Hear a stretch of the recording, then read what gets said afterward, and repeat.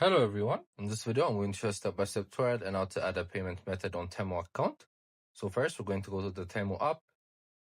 Then next we're going to click on You, which is found right in the middle. Then next you're going to click on Settings on the top right corner. So as you can see there is the Your Payment Methods option, you're going to click on it. So as you can see Temu protects your card information, so you don't have to worry about a thing. Then click on Add a Credit or Debit Card.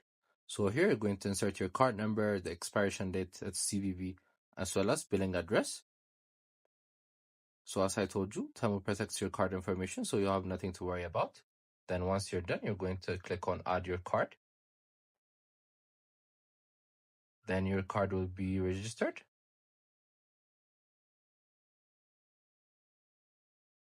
So that's how you basically do it. I hope you guys like this video. Subscribe for more, like for more, share for more. I hope to see you again. Goodbye.